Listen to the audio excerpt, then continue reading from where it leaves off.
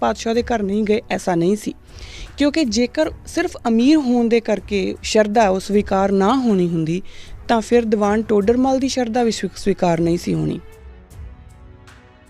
हुण अज ये क्वेश्चन आउंदा कि 1.25 लाख नाल एक नहीं लड़ सकदा, तां मैटाफर है वो इस करके क्योंकि सानू असी गुरु का ज्ञान लैके अगे चलते नहीं।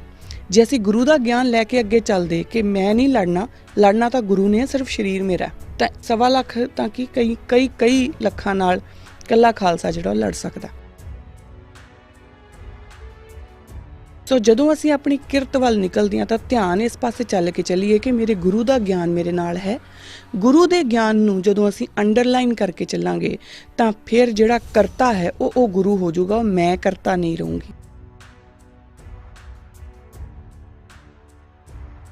ना तो तुसी पंडित हो के परमात्मा दे नाल जुड़ सकते हो, ना तुसी वैद हो के। ये सारे जिहड़े सिर्फ कित्ते ने, चाहे तुहाडी जात का नाम ही उस कित्ते उत्ते पै गया, पर वो सिर्फ कित्ते ने। और फिर उन्होंने इस चीज़ दे समझ लेना कि वो पंडित है, तो इस करके पंडित जी तो पहले ही परमात्मा कोल पहुँचे होया, ये गलत हो जाता। किरत कोई छोटा जिहा फलसफा नहीं है, किरत कोई सिर्फ ये नहीं है कि जाके तुसी किसी तरह की भी कोई काम कर लो, पैसे कमा लो, सिर्फ इन्नी एक गल नहीं है। किरत गुरबाणी दे विच एक रूल है कि तुसी किरत करोगे, और किरत केड़ी? सच्ची किरत। सच्ची किरत केड़ी? जिहड़ी गुरु दे ज्ञान दे नाल चले।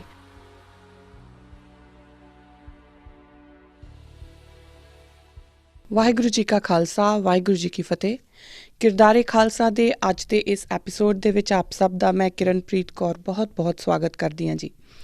पिछले एपीसोड जिथे आपां छड्डिया सीगा क्वेश्चन आंसर्स तो पहला मेरे कोल होर भी कुछ सवाल आए ने, उन्हां दा जिहड़ा जो उन्हां नूं टैकल आपां अगले जिहड़े आउण वाली क्वेश्चन आंसर सीरीज़ होऊगी उहदे विच करांगे। पर आपां लड़ीवार जिस तरीके नाल आपां चल रहे गुरु नानक पातशाह दे चरनां दे विच आपां अरदास बेनती करके चले सीगे, और उन्हां नूं ही अरदास कीती सी, उन्हां अगे बेनती कीती सी कि जो उन्हां ने नियम साडे धर्म दे लई सानू नियमबद्ध किया, और नियम सानू समझाउण ते जिन्नी क अपनी बुद्ध है, जिन्नी क आपां अपने विवेक तो कम लैके गल कर सकते हैं, उस दे अनुसार आपां गुरु नानक पातशाह दी जीवन काल दे विच उदाहरणां लैके ये समझण दी कोशिश कर रहे सी कि पातशाह दी जीवन काल नूं जदों आपां गुरबाणी दी रोशनी विच देखते हैं तां साडे लई ਜਿਹੜੇ रूल्स ने वो किद्दां बनते आ रहे हैं, वो सानू किद्दां रूल्स दसदे आ, किद्दां वो सानू नियमबद्ध करदे आ। और वो ਜਿਹੜੇ नियम ने ਉਹ सिखां दे लई उन्हां नूं मन्नना हुक्म मन्नण दे बराबर है। वो हुक्म है सानू। नियम कदी भी साडी अपनी अपने आधार ते नहीं हुंदे कि मेरी अपनी चॉइस आ, मैं मन्ना या ना मन्ना। यही कारण है कि मैं पहला एक वारी जदों एक प्रोग्राम दे विच कहा सीगा कि सिख बकायदा एक धर्म है, सिख बकायदा एक पंथ है, और ये दोनों का ही मिश्रण सिक्खी है। जदों आपां ये कह दिंदे कि सिख तां कोई धर्म ही नहीं, तो फिर इहदा मतलब है कि आपां ये कह दिंदे कि सिख जिहड़ा ना वो किसी रूल्स के उत्ते, किसी हुक्म दे, किसी भाणे दे विच रहण लई वचनबद्ध नहीं है। पर ऐसा नहीं है। सिक्खी बकायदा एक धर्म है, एक मार्ग है, जिस मार्ग दे कुछ नियम आधारित ने, और उही नियम साडे धर्म दा जिहड़ा मुख आधार है। खैर आपां वापस आने आ तां जदों असीं गुरु नानक पातशाह दी जीवन काल दे विचों दो मुख जिहड़ियां एग्जाम्पल्स लईआं सी, पहली उन्हां दा जिहड़ा पंडित दे कोले पढ़ने जाना, ते दूसरा जिहड़ा उन्हां दा जनेऊ वाली जिहड़ी रीत आ उहदे तो मुनकर होना, उन्होंने कहना कि मैं नहीं जनेऊ धारण करना। तो ये विचों साडे कोल कुछ जिहड़े नियम निकल के आए सी, आपां वो डिस्कस कीते सीगे।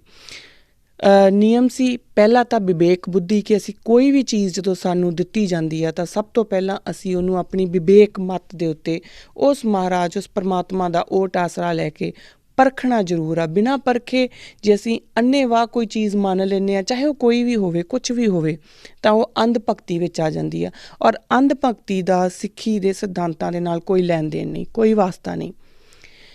सो विवेक बुद्धि सब तो पहला नियम सी, जिहड़ा कि उस नियम दे उपर ही चलते हुए बाकी सारे नियम जिहड़े आ वो उसरदे आ। उहदा विचों जिहड़ा हुण उस तो बाद जिहड़ा उस विवेकता दे विचों निकल के जिहड़ा पहला नियम साडे कोल आउंदा है, वो आउंदा है कि हर तरह की इक्वालिटी, चाहे जेंडर होवे, चाहे क्लास होए, चाहे कोई भी किसी तरह का भी जो जिस भी बाइनरीज़ दे विच ਦੁਨੀਆ ਵੰਡੀ ਹੋਈ ਆ, ਉਹਨਾਂ ਬਾਈਨਰੀਜ਼ ਨੂੰ ਤੋੜਨਾ, ਉਸ ਦੀ ਇਕੁਐਲਿਟੀ ਨੂੰ ਮੰਨ ਕੇ ਚੱਲਣਾ, ਉਹ ਸਿੱਖੀ ਦਾ ਪਹਿਲਾ ਸਿਧਾਂਤ ਆ।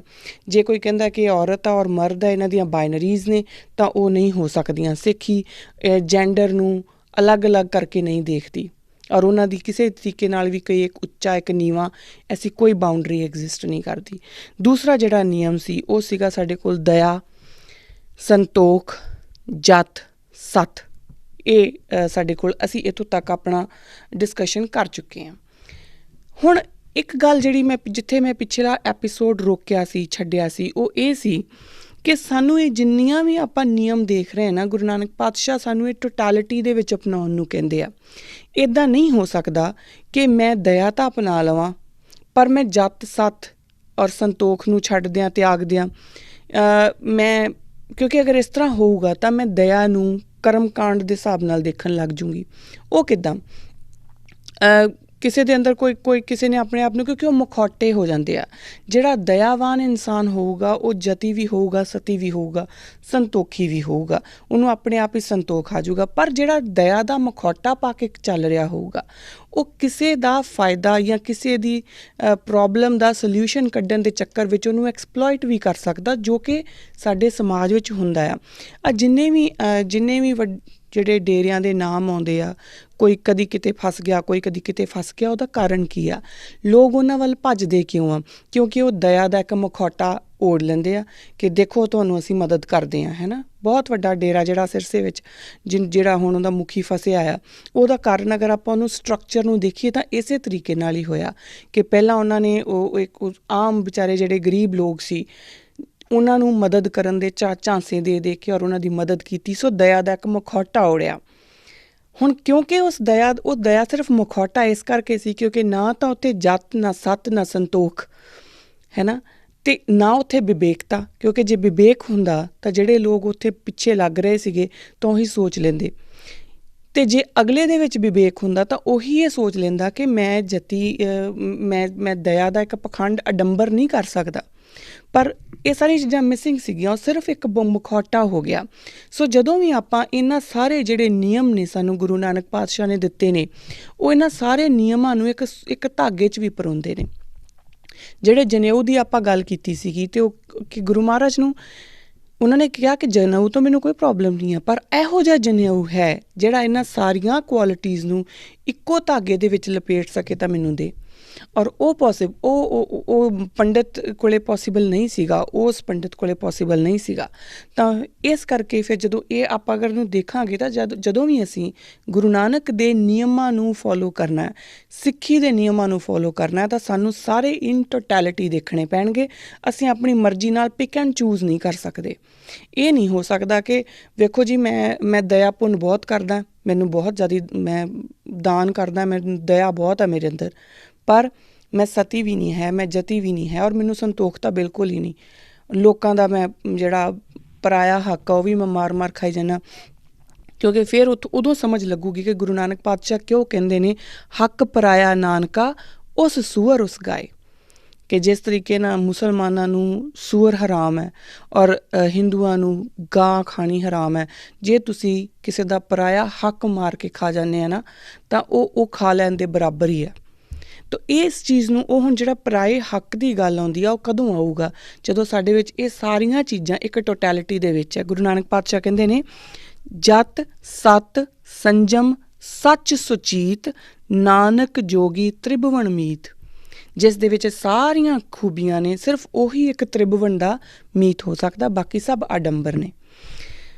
ਸੋ ਅੱਜ ਜਿਹੜਾ ਆਪਾਂ ਕੰਮ ਕਰਨਾ, ਇੱਥੋਂ ਤੱਕ ਤਾਂ ਆਪਾਂ ਗੱਲ ਕਰ ਚੁੱਕੇ ਸੀ। ਜੋ ਅੱਜ ਆਪਾਂ ਡਿਸਕਸ਼ਨ ਕਰਨੀ ਆ ਉਹ ਗੁਰੂ ਨਾਨਕ ਮਹਾਰਾਜ ਦੇ ਹੀ, ਪਾਤਸ਼ਾਹ ਦੇ ਹੀ ਜਿਹੜੀ ਉਹਨਾਂ ਦੇ ਜੀਵਨ ਕਾਲ ਦੇ ਵਿੱਚੋਂ ਇੱਕ ਐਗਜ਼ਾਮਪਲ ਹੋਰ ਲੈ ਕੇ ਆਪਾਂ ਇੱਕ ਰੂਲ ਨੂੰ ਸਮਝਣ ਦੀ ਕੋਸ਼ਿਸ਼ ਕਰਨੀ ਆ। ਉਹ ਨਿਯਮ ਹੈ ਕਿਰਤ ਦਾ। ਹੁਣ ਕਿਰਤ ਦੀ ਮਹੱਤਵ ਜਿਹੜਾ ਹੈ ਉਹ ਸਿੱਖੀ ਸਿਧਾਂਤਾਂ ਦੇ ਵਿੱਚ ਬਹੁਤ ਜ਼ਿਆਦਾ, ਔਰ ਅਕਸਰ ਹੀ ਆਪਾਂ ਇਹ ਗੱਲ ਕਹਿੰਦੇ ਹਾਂ ਕਿ 3 ਪਿਲਰਸ ਨੇ, ਨਾਮ ਜਪੋ, ਕਿਰਤ ਕਰੋ ਅਤੇ ਵੰਡ ਛਕੋ, ਔਰ ਇਸੇ ਨੂੰ ਹੀ ਅਸੀਂ ਬਹੁਤ ਜ਼ਿਆਦਾ ਪ੍ਰਚਾਰਿਆ ਵੀ ਹੈ। ਪਰ ਹੁਣ ਗੱਲ ਇੱਥੇ ਇਹ ਆਉਂਦੀ ਆ ਕਿ ਇਹ ਸਮਝੀਏ, ਗੁਰੂ ਨਾਨਕ ਪਾਤਸ਼ਾਹ ਦੇ ਚਰਨਾਂ ਦੇ ਵਿੱਚ ਬੇਨਤੀ ਕਰੀਏ ਔਰ ਉਹਨਾਂ ਨੂੰ ਪੁੱਛੀਏ ਕਿ ਕਿਰਤ ਹੋਈ ਕੀ? ਕਿਸ ਚੀਜ਼ ਨੂੰ ਆਪਾਂ ਕਿਰਤ ਕਹਾਂਗੇ ਔਰ ਕਿਸ ਨੂੰ ਆਪਾਂ ਕਿਰਤ ਨਹੀਂ ਕਹਾਂਗੇ। ਕਿਉਂਕਿ ਜਿਸ ਤਰੀਕੇ ਨਾਲ ਆਪਾਂ ਇਹਦਾ ਪ੍ਰਚਾਰ ਸੁਣਦੇ ਹਾਂ, ਆਪਾਂ ਬਾਰ-ਬਾਰ ਇੱਕ ਗੱਲ ਆਉਂਦੀ ਕਿਰਤ, ਆਪਾਂ ਕਹਿੰਦੇ ਕਿਰਤ ਅਤੇ ਕਿਰਤੀ ਨੂੰ ਆਪਾਂ ਰਲਾ ਲਿਆ। ਔਰ ਕਿਰਤੀ ਦਾ ਜਿਹੜਾ ਮਤਲਬ ਆ ਉਹ ਅਸੀਂ ਸਿਰਫ ਉਹ ਲੋਕ ਲੈ ਕੇ ਚੱਲਦੇ ਹਾਂ ਜਿਹੜੇ ਹੱਥੀਂ ਕੰਮ ਕਰਦੇ ਆ। ਹੱਥੀਂ ਕੰਮ ਹੁਣ ਕਰਨ ਦਾ ਮਤਲਬ ਕੀ ਹੋਇਆ? ਜਿਹੜੇ ਸਿਰਫ ਮਜ਼ਦੂਰੀ ਕਰਦੇ ਆ ਜਾਂ ਜਿਹੜੇ ਸਿਰਫ ਹਲ ਵਾਹੁੰਦੇ ਆ। ਕਿਉਂਕਿ ਗੁਰੂ ਨਾਨਕ ਪਾਤਸ਼ਾਹ ਦੇ ਜੀਵਨ ਕਾਲ 'ਚੋਂ ਆਪਾਂ ਲੈਣੀ ਹੈ ਨਾ ਐਗਜ਼ਾਮਪਲ, ਤਾਂ ਉਹਨਾਂ ਨੇ ਮੋਦੀਖਾਨੇ ਵਿੱਚ ਵੀ ਕੰਮ ਕੀਤਾ ਔਰ ਉਸ ਤੋਂ ਬਾਅਦ ਉਹਨਾਂ ਨੇ ਆਪਣਾ ਹਲ ਵੀ ਜਿਹੜਾ ਹੈ ਉਹ ਵਾਹਿਆ। ਤਾਂ ਇੱਥੋਂ ਇਹਨਾਂ 'ਤੇ ਪਤਾ ਲੱਗ ਗਿਆ ਕਿ ਕਿਰਤ ਕਰਕੇ ਹੀ ਜਿਹੜੀ ਰੋਟੀ ਆ ਉਹ ਖਾਧੀ ਜਾ ਸਕਦੀ ਆ ਔਰ ਗੁਰੂ ਨਾਨਕ ਪਾਤਸ਼ਾਹ ਦਾ ਨਿਯਮ ਸਾਡੇ ਕੋਲ ਦ੍ਰਿੜ ਹੋ ਗਿਆ। ਪਰ ਸਾਨੂੰ ਸਮਝਣਾ ਜ਼ਰੂਰੀ ਆ ਕਿ ਉਹ ਕਿਰਤ ਕਹਿੰਦੇ ਕਿਹਨੂੰ ਆ। ਕਿਆ ਜਿਹੜੀ ਗੁਰੂ ਨਾਨਕ ਦੇ ਘਰ ਦੇ ਵਿੱਚ ਕਿਰਤ ਪ੍ਰਵਾਨ ਹੈ ਉਹ ਸਿਰਫ ਉਹਨਾਂ ਲੋਕਾਂ ਦੀ ਪ੍ਰਵਾਨ ਆ ਜੋ ਮਜ਼ਦੂਰੀ ਕਰਦੇ ਆ ਜਾਂ ਖੇਤਾਂ ਦੇ ਵਿੱਚ?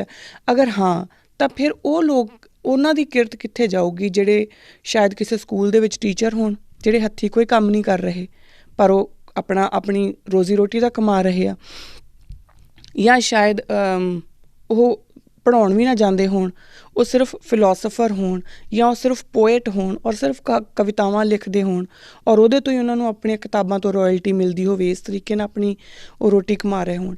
ਪਰ ਕਿਆ ਜਿਹੜੀ ਆਪਾਂ ਕਿਰਤ ਦੀ ਜੋ ਅੱਜ ਆਪਾਂ ਡੈਫੀਨੇਸ਼ਨ ਸਮਝ ਕੇ ਬੈਠੇ ਹਾਂ, ਜਿਹਦੇ ਕਰਕੇ ਅਸੀਂ ਵਰਗੀਕਰਨ ਕਰ ਲਿਆ ਕਿ ਆਹ ਠੀਕ ਆ, ਆਹ ਗਲਤ ਆ, ਕਿਆ ਉਹ ਗੁਰੂ ਨਾਨਕ ਦੇ ਘਰ ਦੀ ਕਿਰਤ ਦੀ ਜਿਹੜੀ ਡੈਫੀਨੇਸ਼ਨ ਆ ਉਹ ਇਸੇ ਡੈਫੀਨੇਸ਼ਨ ਦੇ ਆਧਾਰ ਦੇ ਉੱਤੇ ਆ?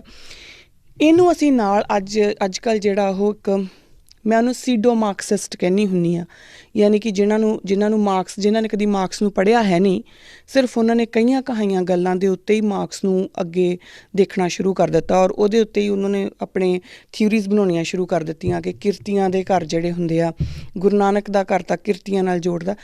ਕਿਰਤੀ ਨੂੰ ਸਮਝਣਾ ਬਹੁਤ ਜ਼ਰੂਰੀ ਹੈ ਕਿ ਕਿਰਤੀ ਹੈ ਕੌਣ ਆ। ਤੋ ਇਸ ਕਰਕੇ ਸਾਨੂੰ ਇਹ ਦੇਖਣਾ ਪਊਗਾ ਕਿ ਅਗਰ ਗੁਰੂ ਨਾਨਕ ਸਿਰਫ ਮਜ਼ਦੂਰਾਂ ਨੂੰ ਜਾਂ ਸਿਰਫ ਕਿਸਾਨਾਂ ਨੂੰ ਜਾਂ ਸਿਰਫ ਜਿਹੜੇ ਲੋਕ ਮਿੱਟੀ ਨਾਲ ਮਿੱਟੀ ਹੁੰਦੇ ਆ ਉਹਨਾਂ ਨੂੰ ਹੀ ਕਿਰਤੀ ਸਮਝਦੇ, ਤਾਂ ਫਿਰ ਗੁਰੂ ਗੋਬਿੰਦ ਸਿੰਘ ਮਹਾਰਾਜ ਦੇ ਦਰਬਾਰ ਦੇ ਵਿੱਚ ਜਿਹੜੇ ਕਵੀ ਸੀ, 52 ਕਵੀ ਸੀ, ਉਹ ਨਹੀਂ ਸੀ ਹੋਣੇ। ਉਹਨਾਂ ਨੂੰ ਵੀ ਕਿਹਾ ਜਾਂਦਾ ਕਿ ਤੁਸੀਂ ਵੀ ਜਾ ਕੇ ਮਿੱਟੀ ਨਾਲ ਮਿੱਟੀ ਹੋਵੋ। ਮੇਰਾ ਇੱਥੇ ਇਹ ਕਹਿਣ ਦਾ ਮਤਲਬ ਬਿਲਕੁਲ ਵੀ ਨਹੀਂ ਆ ਕਿ ਮਿੱਟੀ ਨਾਲ ਮਿੱਟੀ ਹੋਣਾ ਗਲਤ ਆ, ਕਿਉਂਕਿ ਬਕਾਇਦਾ ਜਦੋਂ ਤੁਸੀਂ ਮਿੱਟੀ ਦੇ ਵਿੱਚੋਂ ਅਨਾਜ ਉਗਾਉਂਦੇ ਆ ਜਾਂ ਤੁਸੀਂ ਕਿਸੇ ਤਰ੍ਹਾਂ ਦਾ ਵੀ ਕੰਮ ਕਰਦੇ ਆ, ਦਿਮਾਗੀ ਕੰਮ ਵੀ ਕਰਦੇ ਆ, ਉਹ ਵੀ ਤੁਹਾਡੀ ਕਿਰਤ ਵਿੱਚ ਸ਼ਾਮਲ ਆ। ਉਹਦਾ ਕਾਰਨ ਕੀ ਆ? ਆਪਾਂ ਮੇਰੇ ਔਰ ਆਪਣੀ ਡੈਫੀਨੇਸ਼ਨ ਤੋਂ ਬਾਹਰ ਨਿਕਲ ਕੇ ਆਪਾਂ ਗੁਰੂ ਮਹਾਰਾਜ ਦੇ ਕੋਲ ਚੱਲਦੇ ਹਾਂ। ਬਕਾਇਦਾ ਆਪਾਂ ਭਾਈ ਗੁਰਦਾਸ ਨੂੰ ਪੁੱਛਦੇ, ਕਿਉਂਕਿ ਜਿਹੜੀਆਂ ਉਹਨਾਂ ਦੀਆਂ ਵਾਰਾਂ ਆ ਉਹ ਮੰਨਿਆ ਜਾਂਦਾ ਕਿ ਉਹ ਗੁਰੂ ਗ੍ਰੰਥ ਸਾਹਿਬ ਮਹਾਰਾਜ ਦੀ ਕੁੰਜੀ ਆ। ਤਾਂ ਇਸ ਕਰਕੇ ਉਹਨਾਂ ਵਾਰਾਂ ਦੇ ਵਿੱਚੋਂ ਪੁੱਛਦੇ ਹਾਂ ਕਿ ਕਿਰਤੀ ਕੌਣ ਹੋਇਆ? ਕਿਆ ਕੋਈ ਕੰਮ ਵੱਡਾ ਜਾਂ ਛੋਟਾ ਹੋ ਸਕਦਾ? ਕਿਆ ਸਿਰਫ ਇਸ ਕਰਕੇ ਕਿ ਭਾਈ ਲਾਲੋ ਦੀ ਜਿਹੜੀ, ਜਦੋਂ ਆਪਾਂ ਇਹਨੂੰ ਇਸ ਸਾਖੀ ਨਾਲ ਜੋੜ ਲੈਂਦੇ ਹਾਂ ਕਿ ਭਾਈ ਲਾਲੋ ਦੀ ਰੋਟੀ ਦੇ ਵਿੱਚੋਂ ਜਿਹੜਾ ਹੈਗਾ ਉਹ ਬਕਾਇਦਾ ਦੁੱਧ ਨਿਕਲਦਾ ਔਰ ਮਲਕ ਭਾਗੋ ਦੀ ਰੋਟੀ ਵਿੱਚੋਂ ਖੂਨ ਨਿਕਲਦਾ, ਇੱਕ ਮੈਟਾਫੋਰਿਕਲ ਅਗਰ ਆਪਾਂ ਗੱਲ ਕਰ ਲਈਏ, ਸਾਨੂੰ ਇੱਥੋਂ ਦੁਬਾਰਾ ਦੇਖਣਾ ਪਊਗਾ। ਜਦੋਂ ਭਾਈ ਲਾਲੋ ਦੀ ਰੋਟੀ 'ਚੋਂ ਜਿਹੜਾ ਦੁੱਧ ਨਿਕਲਦਾ ਉਹਦਾ ਮਤਲਬ ਕੀ ਆ ਕਿ ਉਹ ਕਿਰਤ ਕਮਾਈ ਦੀ ਰੋਟੀ ਸੀ। ਮਲਕ ਭਾਗੋ ਉਹਨਾਂ ਨੂੰ ਬੜੇ ਪਿਆਰ ਨਾਲ ਗੁਰੂ ਨਾਨਕ ਪਾਤਸ਼ਾਹ ਨੂੰ ਆਪਣੇ ਘਰ ਬੁਲਾਉਂਦਾ, ਬਾਰ-ਬਾਰ ਉਹਨਾਂ ਨੂੰ ਕਹਿੰਦਾ ਕਿ ਤੁਸੀਂ ਆਓ, ਆਪਣੇ ਵੱਲੋਂ ਪੂਰੀ ਤਿਆਰੀ ਵੀ ਕਰਦਾ, ਪਰ ਉਹ ਪ੍ਰਵਾਨ ਨਹੀਂ ਹੁੰਦਾ। ਗੁਰੂ ਨਾਨਕ ਪਾਤਸ਼ਾਹ ਉੱਥੇ ਨਹੀਂ ਜਾਂਦੇ। ਪਰ ਉਸ ਤੋਂ ਬਾਅਦ ਜਦੋਂ ਉਹੀ ਮਲਕ ਭਾਗੋ ਨੂੰ, ਹੁਣ ਤੁਸੀਂ ਇਹਨੂੰ ਉਹ ਇੱਕ ਸਰੀਰਾਂ ਦੇ ਵਿੱਚੋਂ ਆਪਾਂ ਬਾਹਰ ਨਿਕਲ ਕੇ ਸਿਰਫ ਇੱਕ ਕੌਨਸ਼ੀਅਸ ਲੈਵਲ ਦੇ ਉੱਤੇ ਜਾ ਕੇ ਦੇਖੀਏ ਕਿ ਮਲਕ ਭਾਗੋ ਸਿਰਫ ਅਮੀਰ ਸੀ ਇਸ ਕਰਕੇ ਗੁਰੂ ਨਾਨਕ ਪਾਤਸ਼ਾਹ ਦੇ ਘਰ ਨਹੀਂ ਗਏ, ਐਸਾ ਨਹੀਂ ਸੀ। ਕਿਉਂਕਿ ਜੇਕਰ ਸਿਰਫ ਅਮੀਰ ਹੋਣ ਦੇ ਕਰਕੇ ਉਹਨੂੰ ਇਹੋ ਜਿਹੀ ਪ੍ਰੋਬਲਮ ਜਾਂ ਗੁਰੂ ਨਾਨਕ ਦੇ ਘਰ ਦੇ ਵਿੱਚ ਉਹਦੀ ਜਿਹੜੀ ਉਹਦਾ ਸ਼ਰਧਾ ਉਹ ਸਵੀਕਾਰ ਨਾ ਹੋਣੀ ਹੁੰਦੀ, ਤਾਂ ਫਿਰ ਦੀਵਾਨ ਟੋਡਰਮਲ ਦੀ ਸ਼ਰਧਾ ਵੀ ਸਵੀਕਾਰ ਨਹੀਂ ਸੀ ਹੋਣੀ। ਪਰ ਜਦ ਤੱਕ ਉਹ ਮਲਕ ਭਾਗੋ ਦੀ ਜਿਹੜੀ ਉਹ ਕੌਨਸ਼ੀਅਸ ਹੈ ਉਹ ਦੀਵਾਨ ਟੋਡਰਮਲ ਵਾਲੀ ਕੌਨਸ਼ੀਅਸ ਨਹੀਂ ਹੋ ਜਾਂਦੀ, ਤਦ ਤੱਕ ਉੱਥੋਂ ਤੱਕ ਜਾ ਕੇ ਜਿਹੜੀ ਹੈ ਉਹਦੀ ਸੇਵਾ ਪ੍ਰਵਾਨ ਨਹੀਂ ਹੁੰਦੀ। ਸੋ ਕਿਸੇ ਵੀ ਮਲਕ ਭਾਗੋ ਨੂੰ ਅਗਰ ਗੁਰੂ ਨਾਨਕ ਦੇ ਘਰ ਦੇ ਨਾਲ ਜੁੜਨਾ ਹੈ ਤਾਂ ਉਹਨੂੰ ਦੀਵਾਨ ਟੋਡਰਮਲ ਹੋਣਾ ਪਊਗਾ, ਅਗਰ ਉਹ ਆਪਣੇ ਆਪ ਨੂੰ ਅਮੀਰ, ਪੈਸਿਆਂ ਪੱਖੋਂ ਅਮੀਰ ਸਮਝ ਕੇ ਚੱਲਦਾ ਹੈ। ਤੇ ਕਿਉਂਕਿ ਗੁਰੂ ਨਾਨਕ ਪਾਤਸ਼ਾਹ ਦੇ ਘਰ ਦੇ ਵਿੱਚ ਅਮੀਰੀ ਅਤੇ ਗਰੀਬੀ, ਪੈਸੇ ਦਾ ਮਸਲਾ ਹੈ ਨਹੀਂ।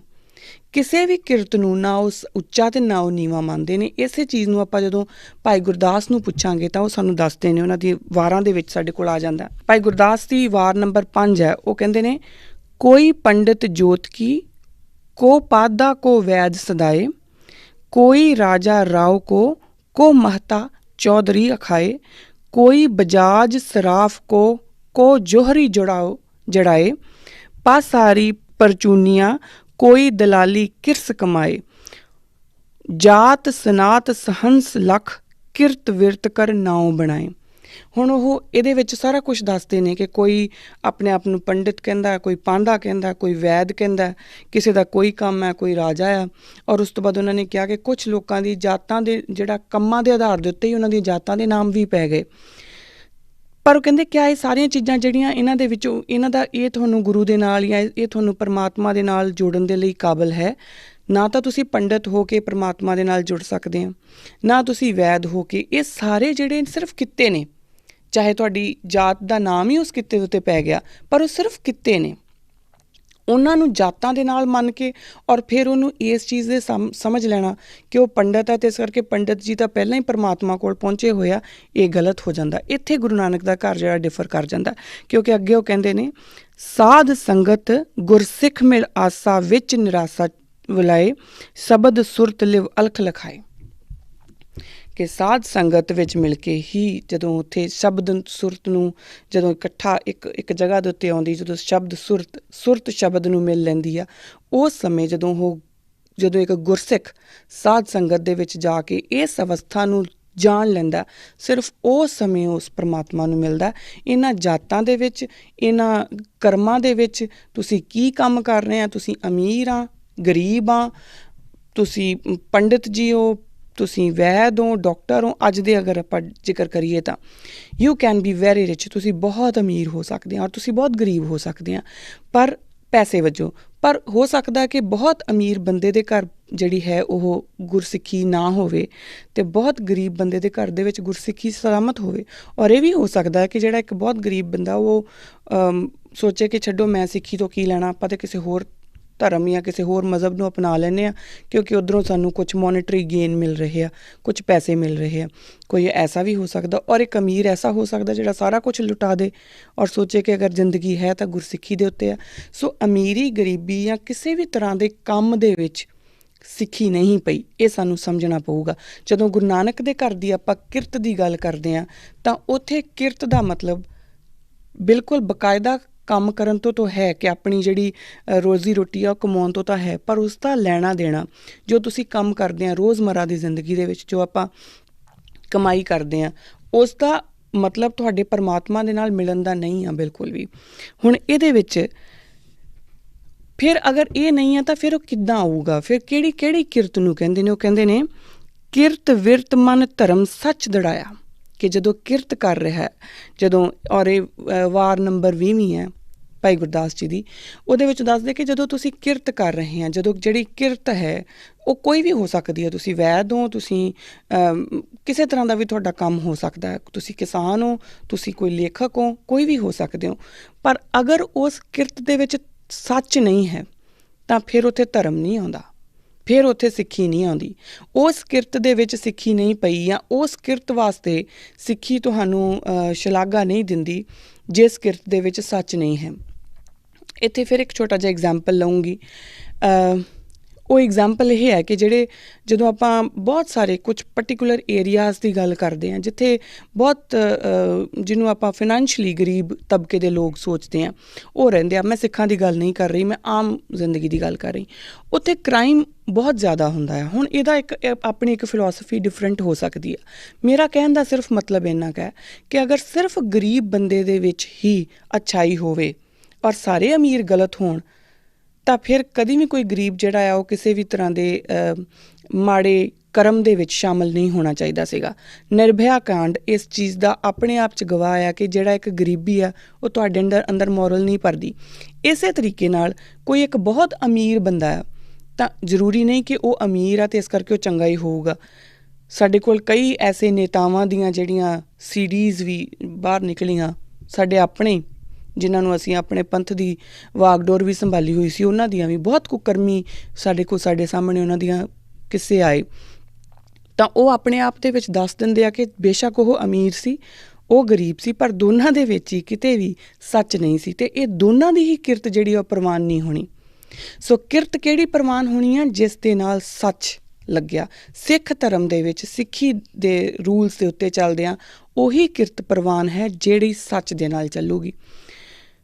ਹੁਣ ਇਸੇ ਨੂੰ ਹੀ ਅਗਰ ਆਪਾਂ ਅੱਗੇ ਹੋਰ ਦੇਖੀਏ ਕਿ ਹੁਣ ਸੱਚ ਕਿੱਥੋਂ ਆਵੇ, ਕਿ ਸੱਚ ਤਾਂ ਠੀਕ ਆ, ਹੋ ਗਈ ਗੱਲ ਕਿ ਸੱਚ ਉਹਦੇ ਵਿੱਚ ਹੋਣਾ ਚਾਹੀਦਾ। ਹੁਣ ਸੱਚ ਕਿੱਥੋਂ ਆਵੇ? ਤਾਂ ਗੁਰੂ ਪਾਤਸ਼ਾਹ ਦੱਸਦੇ ਨੇ, ਗੁਣ ਗਿਆਨ ਪਦਾਰਥ ਹਰ ਹਰ ਕਿਰਤਾਰਥ ਸੋਭਾ, ਕਿ ਗੁਰੂ ਦਾ ਗਿਆਨ, ਉਸ ਪਰਮਾਤਮਾ ਦਾ ਗਿਆਨ ਜਿਹੜਾ ਹੈ ਉਹ ਤੁਹਾਡੀ ਵੈਲਥ ਹੋਣੀ ਚਾਹੀਦੀ ਹੈ। ਤੁਹਾਡੇ ਕੋਲ ਬੇਸ਼ੱਕ ਚਾਹੇ ਜਿੰਨੀ ਮਰਜ਼ੀ ਦੌਲਤ ਹੋਵੇ, ਚਾਹੇ ਤੁਸੀਂ ਕੁਬੇਰ ਦੇ ਖਜ਼ਾਨੇ 'ਤੇ ਕਿਉਂ ਨਹੀਂ ਬੈਠੇ, ਪਰ ਉਹ ਸਾਰਾ ਖਜ਼ਾਨਾ ਤੁਹਾਡੇ ਲਈ ਇੱਕ ਪਾਸੇ, ਔਰ ਸਿਰਫ ਉਸ ਪਰਮਾਤਮਾ ਦੀ, ਉਸ ਸ਼ਬਦ ਦੀ ਜੋ ਤੁਹਾਨੂੰ ਇੱਕ ਨੌਲੇਜ ਮਿਲੀ ਆ, ਉਹ ਨੌਲੇਜ ਦਾ, ਉਸ ਗਿਆਨ ਦਾ ਖਜ਼ਾਨਾ ਇੱਕ ਪਾਸੇ ਹੋਣਾ ਚਾਹੀਦਾ।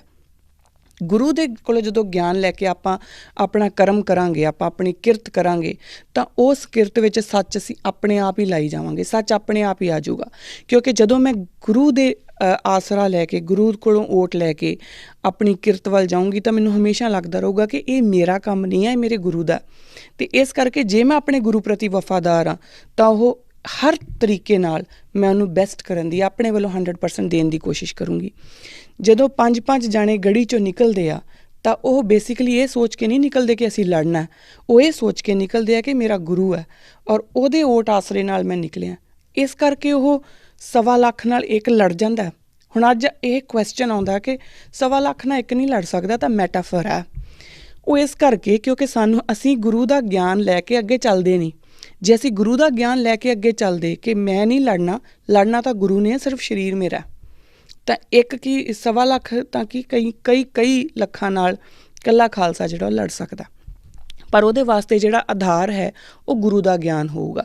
ਸੋ ਜਦੋਂ ਅਸੀਂ ਆਪਣੀ ਕਿਰਤ ਵੱਲ ਨਿਕਲਦੇ ਹਾਂ, ਤਾਂ ਧਿਆਨ ਇਸ ਪਾਸੇ ਚੱਲ ਕੇ ਚੱਲੀਏ ਕਿ ਮੇਰੇ ਗੁਰੂ ਦਾ ਗਿਆਨ ਮੇਰੇ ਨਾਲ ਹੈ। ਗੁਰੂ ਦੇ ਗਿਆਨ ਨੂੰ ਜਦੋਂ ਅਸੀਂ ਅੰਡਰਲਾਈਨ ਕਰਕੇ ਚੱਲਾਂਗੇ, ਤਾਂ ਫਿਰ ਜਿਹੜਾ ਕਰਤਾ ਹੈ ਉਹ ਗੁਰੂ ਹੋ ਜਾਊਗਾ, ਉਹ ਮੈਂ ਕਰਤਾ ਨਹੀਂ ਰਹੂੰਗੀ। ਫਿਰ ਨਾ ਤਾਂ ਮੈਂ ਆਪਣੇ ਕੰਮ 'ਚ ਚੋਰੀ ਕਰ ਸਕੂੰਗੀ, ਨਾ ਮੈਂ ਠੱਗੀ ਮਾਰ ਸਕੂੰਗੀ, ਨਾ ਮੈਨੂੰ ਕਿਸੇ ਤਰੀਕੇ ਨਾਲ ਮੈਂ ਕਿਸੇ ਨੂੰ ਮੂਰਖ ਬਣਾ ਸਕੂੰਗੀ, ਨਾ ਮੈਂ ਨਿੰਦਿਆ ਕਰ ਸਕੂੰਗੀ, ਨਾ ਮੈਂ ਚੁਗਲੀ ਕਰ ਸਕੂੰਗੀ। ਕਿਉਂ? ਕਿਉਂਕਿ ਮੇਰੇ ਗੁਰੂ ਦਾ ਗਿਆਨ ਤਾਂ ਇਹ ਕਹਿੰਦਾ ਹੀ ਨਹੀਂ। ਔਰ ਇਹ ਕੰਮ ਮੈਂ ਕਰੂੰਗੀ ਕਦੋਂ? ਆਪਣੀ ਕਿਰਤ ਦੇ ਨਾਲ ਨਾਲ ਮੈਂ ਇਹ ਕੰਮ ਕਦੋਂ ਕਰੂੰਗੀ? ਜਦੋਂ ਮੈਂ ਆਪਣੇ ਗੁਰੂ ਦੇ ਗਿਆਨ ਨੂੰ ਬਦਾਵਾ ਦੇ ਦੂੰਗੀ ਕਿ ਮੈਂ ਆਪਣੇ ਗੁਰੂ ਦੇ ਗਿਆਨ ਦੇ ਨਾਲ ਨਹੀਂ ਚੱਲਦੀ। ਸੋ ਕਿਰਤ ਦੇ ਵਿੱਚ ਸੱਚਾਈ ਲੈ ਕੇ ਆਉਣ ਲਈ ਮੈਨੂੰ ਆਪਣੀ ਕਿਰਤ ਦੇ ਵਿੱਚ ਉਸ ਗੁਰੂ ਦਾ ਗਿਆਨ, ਉਸ ਪਰਮਾਤਮਾ ਦਾ ਗਿਆਨ ਜਿਹੜਾ ਉਹ ਨਾਲ ਲੈ ਕੇ ਚੱਲਣਾ ਪਊਗਾ। ਇਹ ਨਿਯਮ ਹੈ। ਉਸ ਤੋਂ ਅਗਲੀ ਗੱਲ ਜਿਹੜੀ ਹੈ, ਹੁਣ ਇੱਥੋਂ ਤੱਕ ਤਾਂ ਆ ਗਿਆ ਕਿ ਸਾਨੂੰ ਕਿੱਦਾਂ ਹੋਇਆ, ਆਪਾਂ ਕਿਵੇਂ ਗੁਰੂ ਦੇ ਗਿਆਨ ਦੇ ਨਾਲ ਸਾਡੀ ਸੱਚਾਈ ਕਿੱਦਾਂ ਆ ਸਕਦੀ ਹੈ। ਹੁਣ ਇੱਕ ਗੱਲ ਬੜੀ, ਅਗਰ ਮੈਂ ਇਹ ਨਹੀਂ ਕਰਦੀ, ਮੰਨ ਲਓ ਕਿ ਮੈਨੂੰ ਲੱਗਦਾ ਕਿ ਮੈਨੂੰ ਗੁਰੂ ਦੇ ਗਿਆਨ ਦੀ ਕੋਈ ਲੋੜ ਨਹੀਂ, ਮੈਂ ਇਕੱਲੀ ਬਹੁਤ ਹਾਂ, ਜਿੱਦਾਂ ਕਿ ਅੱਜ ਕੱਲ੍ਹ ਬਹੁਤ ਸਾਰੀ ਦੁਨੀਆ ਦੇ ਵਿੱਚ ਅਸੀਂ ਖਾਸ ਤੌਰ 'ਤੇ ਸਿੱਖ ਕੇ ਕੰਮ ਕਰ ਰਹੇ ਹਾਂ ਕਿ ਅਸੀਂ ਸਾਰੀਆਂ ਚੀਜ਼ਾਂ ਦੇ ਵਿੱਚ ਖੁਦ ਕਰਤਾ ਬਣ ਕੇ ਅਸੀਂ ਹਰ ਇੱਕ ਚੀਜ਼ ਸੋਚਦੇ ਹਾਂ ਕਿ ਮੈਂ ਕਰੂੰਗਾ। ਪਰਮਾਤਮਾ ਕੋਈ ਚੀਜ਼ ਨਹੀਂ, ਕੁਦਰਤ ਹੀ ਕਾਦਰ ਹੈ, ਕਾਦਰ ਹੀ ਕੁਦਰਤ ਹੈ, ਐਕਸੈਕਟਰਾ ਪਤਾ ਨਹੀਂ ਕਿੰਨੀਆਂ ਕੁ ਥਿਊਰੀਜ਼ ਜਿਹੜੀਆਂ ਆਪਾਂ ਇਕੱਠੀਆਂ ਕਰ ਲਈਆਂ। ਉਹ ਬੇਸਿਕਲੀ ਹੈ ਕਿ ਜੇ ਸਾਡਾ ਕੋਈ ਬੁੱਧੀਜੀਵੀ ਹੈ ਉਹਨੂੰ ਵੀ ਨਿੰਦ ਦਿਓ, ਕਵੀ ਸੰਤੋਖ ਸਿੰਘ ਉਹਨਾਂ ਦੀ ਵੀ ਭੰਡੀ ਮਾਰੋ, ਕੋਈ ਚੰਗਾ ਕੰਮ ਕਰ ਰਿਹਾ ਉਹਦੀ ਵੀ ਭੰਡੀ ਮਾਰੋ, ਬੁਰਾ ਕਰ ਰਿਹਾ ਉਹਦੀ ਤਾਂ ਮਾਰਨੀ ਹੋਈ ਹੈ। ਉਹ ਬੇਸਿਕਲੀ ਹੈ ਕੀ? ਕਿਉਂਕਿ ਅਸੀਂ ਸਾਰੇ ਕਰਤਾ ਬਣ ਗਏ, ਅਸੀਂ ਗੁਰੂ ਦੇ ਗਿਆਨ ਨੂੰ ਪਾਸੇ ਛੱਡ ਦਿੱਤਾ, ਅਸੀਂ ਸੋਚਿਆ ਹੀ ਨਹੀਂ ਕਿ ਗੁਰੂ ਸਾਡਾ ਕੀ ਕਹਿ ਰਿਹਾ। ਅਗਰ ਇਸ ਮੌਕੇ ਦੇ ਉੱਤੇ ਹਮੇਸ਼ਾ ਹਰ ਇੱਕ ਕੰਮ ਕਰਨ ਤੋਂ ਪਹਿਲਾਂ ਆਪਾਂ ਇਹ ਸੋਚਣਾ ਸ਼ੁਰੂ ਕਰੀਏ ਕਿ ਜੋ ਵੀ ਮੈਂ ਕਿਰਤ ਕਰ ਰਹੀ ਹਾਂ ਉਹ ਕੋਈ ਵੀ ਕੰਮ ਹੋ ਸਕਦਾ, ਚਾਹੇ ਮੇਰੀ ਰੋਜ਼ੀ ਰੋਟੀ ਲਈ ਕੰਮ, ਚਾਹੇ ਮੇਰੇ ਘਰ ਦੇ ਵਿੱਚ ਵੈਸੇ ਕੋਈ ਕੰਮ, ਕੋਈ ਵੀ ਕਿਰਤ ਜਿਹੜੀ ਮੇਰੀ ਹੈ, ਜੋ ਵੀ ਮੈਂ ਕੰਮ ਕਰ ਰਹੀ ਹਾਂ, ਕਿਆ ਅਗਰ ਮੈਂ ਆਪਣੇ ਗੁਰੂ ਪਾਤਸ਼ਾਹ ਨੂੰ ਪੁੱਛਦੀ ਕਿ ਪਾਤਸ਼ਾਹ ਆਹ ਕੰਮ ਆ, ਤਾਂ ਕਿਆ ਮੈਂ ਇਹਨੂੰ ਇਸ ਤਰੀਕੇ ਨਾਲ ਕਰਾਂ, ਤਾਂ ਜੋ ਮੇਰੇ ਗੁਰੂ ਮਹਾਰਾਜ ਕਹਿੰਦੇ, ਇੱਕ ਵਾਰੀ ਆਪਾਂ ਆਪਣਾ ਹਰ ਇੱਕ ਕੰਮ ਕਰਨ ਤੋਂ ਪਹਿਲਾਂ ਗੁਰੂ ਮਹਾਰਾਜ ਦੇ ਕੋਲੋਂ ਪੁੱਛ ਲਿਆ ਕਰੀਏ ਕਿ ਉਹ ਕੀ ਕਰਦੇ। ਅਗਰ ਮੇਰਾ ਮਨ ਕੀਤਾ ਕਿ ਅੱਜ ਮੇਰੀ ਜੋਬ ਆ 9 to 5, ਵਿੱਚੋਂ ਕੁਛ ਸਮੇਂ ਲਈ ਮੇਰਾ ਬੌਸ ਨਿਕਲ ਗਿਆ, ਤਾਂ ਮੈਨੂੰ ਲੱਗਾ ਕਿ ਥੋੜ੍ਹਾ ਚਿਰ ਮੈਂ ਵੀ ਸੁਸਤਾ ਸਕਦੀ ਹਾਂ, ਮੈਂ ਆਪਣੇ ਗੁਰੂ ਕੋਲੋਂ ਪੁੱਛਾਂ ਕਿ ਕਿਆ ਮੈਂ ਕਰਾਂ। ਤਾਂ ਜਾਂ ਮੈਂ ਇਹ ਸੋਚਾਂ ਕਿ ਅਗਰ ਮੇਰੇ ਗੁਰੂ ਮਹਾਰਾਜ ਇੱਥੇ ਸਾਹਮਣੇ ਖੜ੍ਹੇ ਹੋਣ ਔਰ ਉਹਨਾਂ ਦੇ ਸਾਹਮਣੇ ਮੈਂ ਕਰਾਂ ਤਾਂ ਕਿਆ ਠੀਕ ਲੱਗੂਗਾ। ਮੈਂ ਕਦੀ ਵੀ ਝੂਠ, ਠੱਗੀ ਜਾਂ ਕਿਸੇ ਤਰ੍ਹਾਂ ਦਾ ਵੀ ਜੋ ਸੱਚ ਨਹੀਂ ਹੈ ਉਹ ਕੰਮ ਨਹੀਂ ਕਰੂੰਗੀ ਅਗਰ ਮੈਂ ਆਪਣੇ ਗੁਰੂ ਦੇ ਗਿਆਨ ਨੂੰ ਨਾਲ ਲੈ ਕੇ ਚੱਲੂੰਗੀ। ਪਰ ਅਗਰ ਮੈਂ ਗੁਰੂ ਦੇ ਗਿਆਨ ਨੂੰ ਤਿਲਾਂਜਲੀ ਦੇ ਕੇ ਔਰ ਫਿਰ ਵੀ ਕਰਦੀ ਹਾਂ, ਤਾਂ ਫਿਰ ਪਾਤਸ਼ਾਹ ਦੇ ਬਾਰੇ ਦੱਸਦੇ ਨੇ, ਪਹਿਲੇ ਪਹਿਰੇ ਰਹਿਣ ਕੇ ਵੰਜਾਰਿਆ ਮਿੱਤਰਾ, ਬਾਲਕ ਬੁੱਧ ਅਚੇਤ। ਖੀਰ ਪੀਏ ਖਿਲਾਇਆ ਵੰਜਾਰਿਆ ਮਿੱਤਰਾ, ਮਾਤ ਪਿਤਾ ਸੁਤ ਹੇਤ। ਮਾਤ ਪਿਤਾ ਸੁਤ ਨੇਹ ਕਨੇਰਾ, ਮਾਇਆ ਮੋਹ ਸਭਾਈ। ਸੰਜੋਗੀ ਆਇਆ ਕਿਰਤ ਕਮਾਇਆ, ਕਰਨੀ ਕਾਰ ਕਰਾਈ। ਹੁਣ ਇਹ ਬੜਾ ਇੰਪੋਰਟੈਂਟ ਆ ਕਿ ਪਰਮਾਤਮਾ ਨੇ ਤੁਹਾਨੂੰ ਧਰਤੀ 'ਤੇ ਭੇਜਤਾ ਕਿਉਂਕਿ ਤੁਹਾਡਾ ਸੰਯੋਗ ਸੀ, ਤੁਸੀਂ ਆ ਗਏ। ਆ ਕੇ ਹੁਣ ਆਪਾਂ ਕਿਰਤ ਕਮਾਉਣੀ ਸ਼ੁਰੂ ਕੀਤੀ ਔਰ ਜੋ ਮੈਂ ਕਰ ਰਹੀ ਹਾਂ, ਮੇਰੇ ਹਰ ਇੱਕ ਐਕਸ਼ਨ ਦੇ ਨਾਲ ਮੇਰੇ ਜਿਹੜਾ ਅਕਾਊਂਟ ਆ ਉਹ ਟੈਲੀ ਹੋ ਰਿਹਾ। ਹਰ ਇੱਕ ਐਕਸ਼ਨ ਦੇ ਨਾਲ ਮੈਂ ਕੁਛ ਕਮਾ ਰਹੀ ਹਾਂ। ਉਹ ਸਿਰਫ ਪੈਸਾ ਨਹੀਂ ਕਮਾ ਰਹੀ, ਜਿਸ ਨੂੰ ਆਪਾਂ ਕਿਰਤ ਦੇ ਨਾਲ ਜੋੜਤਾ ਨਾ ਕਿ ਸਿਰਫ ਕਿਰਤ ਦਾ ਮਤਲਬ ਕਿ ਬਾਹਰ ਜਾਓ, ਕੰਮ ਕਰਕੇ ਘਰ ਲੈ ਕੇ ਆਓ ਪੈਸੇ ਔਰ ਰੋਟੀ ਕਮਾ ਲਓ। ਉਹ ਸਿਰਫ ਉਨੀ ਕੁ ਗੱਲ ਕਿਰਤ ਨਹੀਂ ਆ। ਮੇਰਾ ਹਰ ਇੱਕ ਕਰਮ ਜੋ ਹੈ ਉਹ ਕਿਰਤ ਕਮਾ ਰਿਹਾ। ਉਹ ਮੇਰੇ ਕਰਮ ਇਕੱਠੇ ਕਰ ਰਿਹਾ, ਹੋਰ ਇਕੱਠੇ ਕਰ ਰਿਹਾ। ਔਰ ਉਸ ਤੋਂ ਬਾਅਦ ਇਹਨਾਂ ਕਰਮਾਂ ਦੇ ਉੱਤੇ ਹੀ ਮੇਰੀ ਅਗਲੀ ਲਾਈਫ ਜਿਹੜੀ ਆ ਉਹ ਚੱਲਣੀ ਆ। ਕਿਉਂਕਿ ਅੰਗਰੇਜ਼ੀ ਵਿੱਚ ਵੀ ਇਹ ਕਹਿੰਦੇ ਆ ਕਿ ਵਾਟ ਗੋਜ਼ ਅਰਾਊਂਡ ਕਮਜ਼ ਅਰਾਊਂਡ। ਜੋ ਜਿੱਦਾਂ ਦਾ ਹੋਊਗਾ ਉਹ ਉੱਦਾਂ ਦਾ ਹੀ ਵਾਪਸ ਆਊਗਾ। ਜੇ ਮੈਂ ਆਪਣੇ ਕੰਮ ਦੇ ਵਿੱਚ ਸੱਚੀ ਹਾਂ, ਜੇ ਮੈਂ ਆਪਣੇ ਕੰਮ ਦੇ ਵਿੱਚ ਨੇਕ ਹਾਂ, ਜੇ ਮੈਂ ਆਪਣੇ ਘਰਦਿਆਂ ਦੇ ਪ੍ਰਤੀ ਵਫਾਦਾਰ ਹਾਂ, ਮੇਰੇ ਨਾਲ ਕਦੀ ਧੋਖਾ ਨਹੀਂ ਹੋ ਸਕਦਾ। ਪਰ ਜਦੋਂ ਸਾਨੂੰ ਲੱਗਦਾ ਹੈ ਕਿ ਮੇਰਾ ਕਰਮ ਤਾਂ ਸੀਗਾ ਹੀ ਨਹੀਂ, ਇਹ ਤਾਂ ਮੈਂ ਕਦੀ ਇੰਝ ਤਾਂ ਕੀਤਾ ਹੀ ਨਹੀਂ ਸੀ, ਪਤਾ ਨਹੀਂ ਮੇਰੇ ਨਾਲ ਪਰਮਾਤਮਾ ਨੇ ਇੰਝ ਕੀਤਾ। ਦਰਅਸਲ ਉਹ ਸਾਡੇ ਹੀ ਕਿਤੇ ਨਾ ਕਿਤੇ ਕੌਨਸ਼ੀਅਸ ਦੇ ਵਿੱਚ ਬੈਠਾ ਹੁੰਦਾ। ਅਸੀਂ ਕਦੀ ਨਾ ਕਦੀ ਕੁਛ ਨਾ ਕੁਛ ਗਲਤੀ ਜ਼ਰੂਰ ਕੀਤੀ ਹੁੰਦੀ ਆ। ਸੋ ਇਸ ਕਰਕੇ ਜਦੋਂ ਅਗਰ ਆਪਾਂ ਗੁਰੂ ਦੇ ਗਿਆਨ ਦੇ ਨਾਲ ਚੱਲੀਏ ਨਾ, ਹੁਣ ਇਹਦੇ ਵਿੱਚ ਵੀ ਇੱਕ ਗੱਲ ਹੈ ਕਿ ਬੇਸ਼ੱਕ ਸੰਜੋਗੀ ਮੇਰਾ ਜਨਮ ਹੋ ਗਿਆ, ਆ ਗਈ, ਉਸ ਤੋਂ ਬਾਅਦ ਮੈਂ ਆਪਣਾ ਕਿਰਤ ਕਮਾਉਣੀਆਂ ਸ਼ੁਰੂ ਕੀਤੀਆਂ ਔਰ ਕਰਮ ਦੇ ਆਧਾਰ 'ਤੇ ਹੀ ਮੈਂ ਅੱਗੇ ਚੱਲਣਾ। ਔਰ ਅਗਰ ਮੈਂ ਚੰਗੇ ਕਰਮ ਕੀਤੇ ਆ ਫਿਰ ਅੱਗੇ ਤੋਂ ਮੇਰੇ ਨਾਲ ਸਭ ਚੰਗਾ ਹੋਣਾ। ਅਗਰ ਮੈਂ ਕੁਛ ਗੜਬੜ ਕੀਤੀ ਹੈ ਤਾਂ ਗੜਬੜ ਵੀ ਹੋਊਗੀ। ਪਰ ਇਹਨੂੰ ਵੀ ਟੈਕਲ ਕਰਨ ਦਾ ਤਰੀਕਾ ਗੁਰਬਾਣੀ ਸਾਨੂੰ ਦੱਸਦੀ ਆ ਕਿ ਚਾਹੇ ਜਿੰਨੀਆਂ ਮਰਜ਼ੀ ਜੇ ਤੁਹਾਡੇ ਕੋਲੇ ਭੁੱਲਾਂ ਵੀ ਹੋ ਗਈਆਂ ਨਾ, ਤਾਂ ਆਪਾਂ ਆਪਣੀਆਂ ਭੁੱਲਾਂ ਜਾ ਕੇ ਗੁਰੂ ਮੂਹਰੇ ਇੱਕ ਵਾਰੀ ਬਖਸ਼ਾਈਏ ਤਾਂ ਸਹੀ, ਇੱਕ ਵਾਰੀ ਜਾ ਕੇ ਆਪਣਾ ਬਿਦਾਵਾ ਪਾੜੀਏ ਤਾਂ ਸਹੀ, ਗੁਰੂ ਮਹਾਰਾਜ ਦੇ ਚਰਨਾਂ ਦੇ ਵਿੱਚ ਬੇਨਤੀ ਕਰੀਏ ਤਾਂ ਸਹੀ ਕਿ ਮੇਰਾ ਬਿਦਾਵਾ ਪਾੜ ਦਿਓ। ਪਰ ਉਹਦੇ ਵਾਸਤੇ ਸਮਝਣਾ ਬਹੁਤ ਜ਼ਰੂਰੀ ਹੈ ਕਿ ਕਿਆ ਅਸੀਂ ਬਿਦਾਵਾ ਲਿਖਿਆ। ਸਾਡੇ 'ਚੋਂ ਬਹੁਤੇ ਤਾਂ ਐਸੇ ਆ ਜਿਹੜੇ ਹਜੇ ਮੰਨਣ ਨੂੰ ਤਿਆਰ ਨਹੀਂ ਕਿ ਅਸੀਂ ਬਿਦਾਵਾ ਲਿਖਿਆ। ਹੋ ਸਕਦਾ ਉਹਦੇ ਵਿੱਚ ਮੈਂ ਵੀ ਹੋਵਾਂ। ਸਾਨੂੰ ਇਹੀ ਲੱਗਦਾ ਰਹਿੰਦਾ ਕਿ ਅਸੀਂ ਤਾਂ ਪੱਕੇ ਸਿੱਖ ਹਾਂ, ਅਸੀਂ ਤਾਂ ਬਹੁਤ ਵਧੀਆ ਸਿੱਖ ਹਾਂ। ਜੇ ਅਸੀਂ ਬਹੁਤ ਸਾਰੇ ਵਧੀਆ ਸਿੱਖ ਹੁੰਦੇ ਤਾਂ ਅੱਜ ਸਾਨੂੰ ਜਿਸ ਲੈਵਲ ਦੇ ਉੱਤੇ ਆ ਕੇ ਅਸੀਂ ਖੜ੍ਹੇ ਹੋ ਗਏ ਹਾਂ, ਜਿੰਨੇ ਹਿੱਸਿਆਂ ਦੇ ਵਿੱਚ ਸਾਡੇ ਜਿਹੜਾ ਪੰਥ ਹੈ ਉਹ ਟੁੱਟਿਆ ਹੋਇਆ, ਹਰ ਇੱਕ ਦੀ ਆਪਣੀ ਪ੍ਰਥਾ, ਹਰ ਇੱਕ ਦੀ ਆਪਣੀ ਰਹਿਤ, ਉਹ ਨਹੀਂ ਸੀ ਹੋਣਾ ਅਗਰ ਅਸੀਂ ਸਾਰੇ ਇੰਨੇ ਵਾਕਈ ਗੁਰੂ ਦੇ ਗਿਆਨ ਦੇ ਨਾਲ ਚੱਲ ਰਹੇ ਹੁੰਦੇ ਤੇ। ਸੋ ਗੱਲ ਇੱਥੇ ਮੁੱਕਦੀ ਹੈ ਕਿ ਜਦੋਂ ਅਗਰ ਗੁਰੂ ਨਾਨਕ ਦੇ ਘਰ ਨੂੰ ਪੁੱਛਾਂਗੇ ਤਾਂ ਗੁਰੂ ਨਾਨਕ ਮਹਾਰਾਜ ਦੇ ਘਰ ਦੇ ਵਿੱਚ ਜਾ ਕੇ ਸਾਨੂੰ ਇਹ ਗੱਲ ਬੜੀ ਕਲੀਅਰ ਹੋ ਜਾਂਦੀ ਆ ਕਿ ਕਿਸੇ ਵੀ ਤਰ੍ਹਾਂ ਦੀ ਤੁਹਾਡੀ ਜਿਹਦੇ ਨਾਲ ਤੁਸੀਂ ਆਪਣਾ ਲਾਈਵਲੀਹੁੱਡ ਕਮਾ ਰਹੇ ਹੋ, ਜਿਹਦੇ ਨਾਲ ਤੁਸੀਂ ਆਪਣੀ ਰੋਟੀ ਕਮਾ ਕੇ ਲੈ ਕੇ ਆ ਰਹੇ ਹੋ, ਉਹ ਤੁਹਾਡੀ ਕਿਰਤ ਨਿਰਧਾਰਿਤ ਨਹੀਂ ਕਰਦੀ। ਸਿਰਫ ਉਨੀ ਕੁ ਚੀਜ਼ ਤੁਹਾਡੀ ਕਿਰਤ ਨਿਰਧਾਰਿਤ ਨਹੀਂ ਕਰਦੀ। ਤੁਸੀਂ ਉਹ ਕੰਮ ਆਪਣਾ ਕਿਵੇਂ ਕਰ ਰਹੇ ਹੋ, ਉਹਦੇ ਵਿੱਚ ਸੱਚ ਹੈ ਕਿ ਨਹੀਂ ਹੈ, ਉਹ ਤੁਹਾਡਾ ਧਰਮ ਨਿਰਧਾਰਿਤ ਕਰਦੀ ਹੈ। ਹੁਣ ਇੱਕ ਤਰ੍ਹਾਂ ਦਾ ਕੰਮ ਉਹ ਕੋਈ ਵੀ ਕਰ ਰਿਹਾ ਹੋ ਸਕਦਾ, ਪਰ ਜਿਹੜਾ ਇੱਕ ਸਿੱਖ ਹੈ ਉਹ ਐਕਸਟਰਾ ਮਾਈਲ ਜਾਊਗਾ। ਹੁਣ ਇੱਕ ਥੋੜ੍ਹੇ ਦਿਨ ਪਹਿਲਾਂ ਦੀ ਗੱਲ ਹੈ, ਸ਼ਾਇਦ ਇੱਕ ਅੱਧੇ ਦਿਨ ਪਹਿਲਾਂ ਦੀ ਗੱਲ ਹੈ, ਜਿਹੜੀ ਉਹ ਫਾਇਰਿੰਗ ਹੋ ਗਈ ਔਰ ਉਹਦੇ ਵਿੱਚ ਇੱਕ ਤਪਤੇਜਦੀਪ ਸਿੰਘ ਨਾਮ ਦਾ ਸਰਦਾਰ ਮੁੰਡਾ, ਉਹ ਸਿਰਫ ਇਸ ਕਰਕੇ ਚਲਾ ਗਿਆ ਕਿਉਂਕਿ ਉਹ ਬਾਕੀ ਸਾਰਿਆਂ ਨੂੰ ਬਚਾ ਰਿਹਾ ਸੀ। ਹੁਣ ਉਹ ਚਾਹੁੰਦਾ ਤਾਂ ਉਹ ਵੀ ਆਪਣੀ ਜਾਨ ਬਚਾਉਣ ਨੂੰ ਅੱਗੇ ਵੜਦਾ, ਪਰ ਉਹਨੇ ਆਪਣੀ ਡਿਊਟੀ ਸਮਝੀ ਪਹਿਲਾਂ ਬਾਕੀਆਂ ਨੂੰ ਬਚਾਉਣਾ। ਸੋ ਉਹ ਕਿਰਤ ਤਾਂ ਉਹੀ ਸੀ, ਪਰ ਉਹਦੇ ਵਿੱਚ ਉਹ ਹੈ ਕਿ ਉਹ ਗੁਰੂ ਦੇ ਸਿੱਖ ਵਾਂਗੂ ਉਹਨੇ ਕਿਰਤ ਨਿਭਾਈ। ਇੱਥੇ ਆ ਕੇ ਸਾਰੀਆਂ ਚੀਜ਼ਾਂ ਜਿਹੜੀਆਂ ਚੇਂਜ ਹੋ ਜਾਂਦੀਆਂ। ਹੁਣ ਜਿਹੜੀ ਅਗਲੀ ਗੱਲ ਆਉਂਦੀ ਆ, ਜਦੋਂ ਅਸੀਂ ਆਪਣੇ ਵੱਲੋਂ ਸਭ ਕੁਝ ਸਹੀ ਕਰ ਰਹੇ ਹਾਂ, ਅਸੀਂ ਗੁਰੂ ਦਾ ਗਿਆਨ ਲੈ ਕੇ ਵੀ ਚੱਲ ਰਹੇ ਹਾਂ ਔਰ ਆਪਣੇ ਵੱਲੋਂ ਅਸੀਂ ਸਮਝ ਕੇ ਚੱਲ ਰਹੇ ਹਾਂ ਕਿ ਮੈਂ ਆਪਣੇ ਗੁਰੂ ਦੇ ਗਿਆਨ ਦੇ ਹਿਸਾਬ ਨਾਲ, ਜਿਸ ਤਰੀਕੇ ਨਾਲ ਮੇਰਾ ਗੁਰੂ ਮੈਨੂੰ ਕਹਿੰਦਾ, ਮੈਂ ਉਸ ਹਿਸਾਬ ਨਾਲ ਹੀ ਚੱਲ ਰਿਹਾ। ਔਰ ਉਹਦੇ ਬਾਵਜੂਦ ਵੀ ਅਗਰ ਕਿਤੇ ਕੁਛ ਸਾਡੀ ਲਾਈਫ ਦੇ ਵਿੱਚ ਕੋਈ ਪ੍ਰੋਬਲਮ ਆਉਂਦੀ ਆ, ਤਾਂ ਕਿਆ ਅਸੀਂ ਇਸ ਲੈਵਲ 'ਤੇ ਹਾਂ ਕਿ ਅਸੀਂ ਉਸ ਨੂੰ ਇਹ ਸਮਝ ਲਈਏ ਕਿਸ ਦੋਸ਼ ਨਾ ਦੀਜੇ ਕਿਰਤ ਭਾਵਾਈ, ਕਿ ਕਿਸੇ ਨੂੰ ਕੋਈ ਦੋਸ਼ ਨਹੀਂ ਹੈ। ਜੋ ਮੇਰਾ ਕਰਮ ਹੋਊਗਾ, ਜੋ ਮੇਰੀ ਕਿਰਤ ਹੋਊਗੀ, ਉਹਦੇ ਵਿੱਚ ਹੀ ਮੈਂ ਘੁੰਮ ਰਿਹਾ। ਜੋ ਮੇਰੇ ਡੀਡਸ ਨੇ ਮੈਂ ਉਹਨਾਂ ਦੇ ਵਿੱਚ ਹੀ ਘੁੰਮ ਰਿਹਾ। ਕਿਆ ਅਸੀਂ ਇਸ ਲੈਵਲ 'ਤੇ ਸੋਚ ਸਕਦੇ ਹਾਂ? ਸੰਤੋਖ ਹੈ ਸਾਨੂੰ? ਸੋ ਇਹਨਾਂ ਚੀਜ਼ਾਂ ਦੇ ਨਾਲ ਅਗਰ ਆਪਾਂ ਬੰਨ੍ਹ ਕੇ ਦੇਖਾਂਗੇ ਤਾਂ ਸਾਨੂੰ ਸਮਝ ਆਊਗੀ ਕਿ ਕਿਰਤ ਸਿਰਫ ਇੰਨਾ ਕੀ ਨਹੀਂ ਆ ਕਿ ਆਪਣੇ ਘਰੋਂ ਸਵੇਰੇ ਨਿਕਲੇ ਗਏ ਔਰ ਆਪਣੇ ਵਾਸਤੇ ਕਮਾਈ ਕਰਕੇ ਰੋਟੀ ਲੈ ਕੇ ਆ ਗਏ ਔਰ ਉਸੇ ਚੀਜ਼ ਨੂੰ ਅਸੀਂ ਕਿਰਤ ਦੇ ਨਾਲ ਜੋੜੀ ਜਾਈਏ ਕਿ ਸਿਰਫ ਜੇ ਤੁਸੀਂ ਜਾ ਕੇ ਮਿੱਟੀ ਨਾਲ ਮਿੱਟੀ ਹੁੰਦੇ ਆ ਜਾਂ ਤੁਸੀਂ ਸਾਰਾ ਦਿਨ 9 ਤੋਂ 5 ਆਪਣੀ ਡਿਊਟੀ ਕਰਦੇ ਆ ਤਾਂ ਤੁਹਾਡੀ ਕਿਰਤ ਹੋ ਗਈ। ਨਹੀਂ, ਜਦੋਂ ਜਿਹੜਾ ਪਿਲਰ ਆਉਂਦਾ ਹੈ ਨਾਮ ਜਪੋ ਵੰਡ ਛਕੋ ਕਿਰਤ ਕਰੋ ਦਾ, ਤਾਂ ਕਿਰਤ ਕਰੋ ਦੇ ਵਿੱਚ ਬਹੁਤ ਕੁਛ ਆਉਂਦਾ। ਜੋ ਵੀ ਆਪਣੀ ਕਿਰਤ ਹੋ ਰਹੀ ਹੈ, ਕਿਆ ਉਹ ਅਸੀਂ ਸੱਚ ਦੇ ਆਧਾਰ 'ਤੇ ਕਰ ਰਹੇ ਹਾਂ? ਸੱਚ ਕਦੋਂ ਆਊਗਾ? ਜਦੋਂ ਅਸੀਂ ਉਹਨੂੰ ਆਪਣੇ ਗੁਰੂ ਦੇ ਗਿਆਨ ਨੂੰ ਆਪਣਾ ਖਜ਼ਾਨਾ ਸਮਝ ਕੇ ਕੰਮ ਕਰਾਂਗੇ। ਗੁਰੂ ਦੇ ਗਿਆਨ ਨੂੰ ਆਪਾਂ ਪ੍ਰੋਟੈਕਟ ਕਰਨ ਦੀ, ਕਿਉਂਕਿ ਜਿਹੜਾ ਖਜ਼ਾਨਾ ਹੁੰਦਾ ਨਾ ਉਹ ਆਪਾਂ ਕਦੀ ਲਟਾਉਂਦੇ ਨਹੀਂ, ਖਜ਼ਾਨਾ ਅਸੀਂ ਪ੍ਰੋਟੈਕਟ ਕਰਦੇ ਹਾਂ। ਗੁਰੂ ਦੇ ਗਿਆਨ ਨੂੰ ਖਜ਼ਾਨੇ ਵਾਂਗੂ ਆਪਣੇ ਅੰਦਰ ਪ੍ਰੋਟੈਕਟ ਕਰਕੇ ਤਾਂ ਆਪਣੇ ਹਰ ਇੱਕ ਕਰਨੀ ਦੇ ਵਿੱਚ, ਹਰ ਇੱਕ ਕਿਰਤ ਦੇ ਵਿੱਚ ਉਸ ਗਿਆਨ ਨੂੰ ਆਧਾਰ ਬਣਾ ਕੇ ਅਗਰ ਆਪਾਂ ਕੰਮ ਕਰਦੇ ਹਾਂ ਫਿਰ ਉਹ ਕਿਰਤ ਬਣਦੀ ਆ।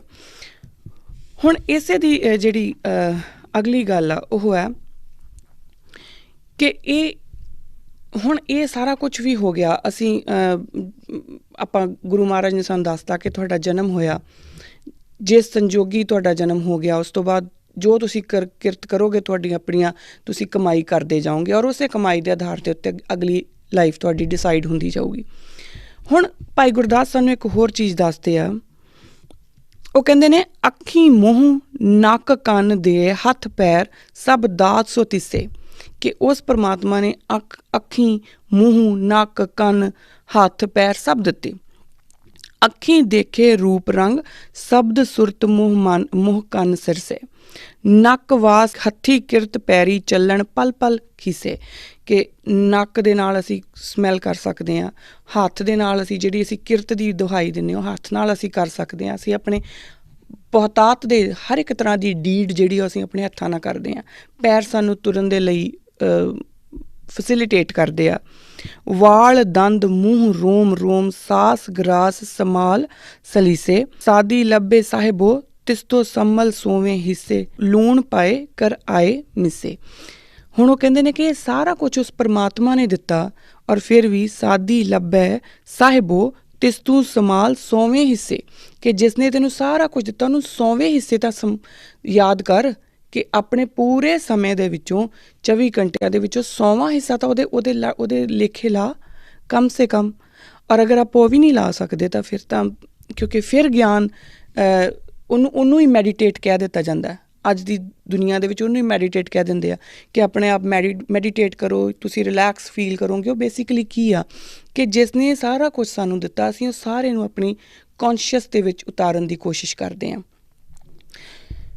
ਔਰ ਉਸ ਤੋਂ ਬਾਅਦ ਜਦੋਂ ਅਸੀਂ ਇਸ ਤਰੀਕੇ ਨਾਲ ਆਪਣੀ ਕਿਰਤ ਨੂੰ ਗੁਰੂ ਦੇ ਗਿਆਨ ਦੇ ਨਾਲ ਜੋੜਨਾ ਸ਼ੁਰੂ ਕਰ ਦਾਂਗੇ, ਜਦੋਂ ਅਸੀਂ ਆਪਣੀ ਕਿਰਤ ਦੇ ਵਿੱਚ ਗੁਰੂ ਦਾ ਗਿਆਨ ਲੈ ਕੇ ਆਉਣਾ ਸ਼ੁਰੂ ਕਰ ਦਾਂਗੇ ਔਰ ਜਿਸ ਚੀਜ਼ ਦੇ ਨਾਲ ਅਸੀਂ ਉਹ ਕਿਰਤ ਨੂੰ ਸੰਭਵ ਕਰ ਪਾ ਰਹੇ ਹਾਂ, ਅੱਖ ਨੱਕ ਕੰਨ ਹੱਥ ਪੈਰ, ਔਰ ਉਸ ਨੂੰ ਬਣਾਉਣ ਵਾਲੇ ਦੇ ਜਦੋਂ ਅਸੀਂ ਸ਼ੁਕਰਗੁਜ਼ਾਰ ਹੋ ਜਾਵਾਂਗੇ, ਬੇਸਿਕ ਚੀਜ਼ਾਂ ਲਈ ਜਦੋਂ ਅਸੀਂ ਸ਼ੁਕਰਗੁਜ਼ਾਰ ਹੋ ਜਾਵਾਂਗੇ, ਫਿਰ ਅਸੀਂ ਇਸ ਲੈਵਲ 'ਤੇ ਪਹੁੰਚਾਂਗੇ ਜਿੱਥੇ ਜਾ ਕੇ ਕਿਰਤ ਵਿਰਤ ਕਰ ਧਰਮ ਦੀ ਲੈ ਪ੍ਰਸਾਦ ਆਣ ਵਡੰਦਾ। ਭਾਈ ਗੁਰਦਾਸ ਜੀ ਇਹ ਗੱਲ ਕਹਿੰਦੇ ਨੇ ਕਿ ਕਿਰਤ ਉਹ ਜਿਹੜੀ ਧਰਮ ਵਾਲੀ ਕਿਰਤ ਕਰਕੇ ਜਿਹੜਾ ਗੁਰਸਿੱਖ ਹੈ ਉਹ ਆਉਂਦਾ ਔਰ ਉਹਨੂੰ ਪ੍ਰਸਾਦ ਦੇ ਰੂਪ ਦੇ ਵਿੱਚ ਦੇਖਦਾ। ਹੁਣ ਉਹ ਪ੍ਰਸਾਦ ਕਿੱਦਾਂ ਹੋਇਆ? ਜੇ ਤਾਂ ਆਪਾਂ ਆਪ ਗਏ, ਅਸੀਂ ਕਰਤਾ ਸੀ, ਮੈਂ ਕਮਾਈ ਕੀਤੀ ਤਾਂ ਫਿਰ ਤਾਂ ਹੋ ਗਈ ਮੇਰੀ ਕਮਾਈ। ਪਰ ਅਗਰ ਉਹਦੇ ਵਿੱਚ ਮੈਂ ਆਪਣੇ ਗੁਰੂ ਦੇ ਗਿਆਨ ਨੂੰ ਆਧਾਰ ਬਣਾ ਕੇ ਕਮਾਈ ਕੀਤੀ ਹੈ ਤਾਂ ਫਿਰ ਉਹ ਗੁਰਪ੍ਰਸਾਦ ਹੋ ਗਿਆ।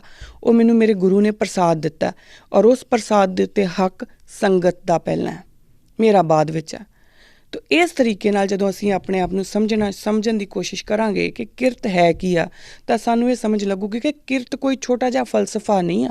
ਕਿਰਤ ਕੋਈ ਸਿਰਫ ਇਹ ਨਹੀਂ ਆ ਕਿ ਜਾ ਕੇ ਤੁਸੀਂ ਕਿਸੇ ਤਰ੍ਹਾਂ ਦੀ ਵੀ ਕੋਈ ਕੰਮ ਕਰ ਲਓ, ਪੈਸੇ ਕਮਾ ਲਿਓ, ਸਿਰਫ ਇੰਨੀ ਕੁ ਗੱਲ ਨਹੀਂ ਆ। ਕਿਰਤ ਗੁਰਬਾਣੀ ਦੇ ਵਿੱਚ ਇੱਕ ਰੂਲ ਹੈ ਔਰ ਸਾਨੂੰ ਬਕਾਇਦਾ ਸਿੱਖ ਧਰਮ ਨੂੰ ਉਹ ਗੁਰੂ ਨਾਨਕ ਪਾਤਸ਼ਾਹ ਇਸ 'ਤੇ ਸਾਨੂੰ ਵਚਨਬੱਧ ਕਰਦੇ ਨੇ ਕਿ ਤੁਸੀਂ ਕਿਰਤ ਕਰੋਗੇ। ਔਰ ਕਿਰਤ ਕਿਹੜੀ? ਸੱਚੀ ਕਿਰਤ।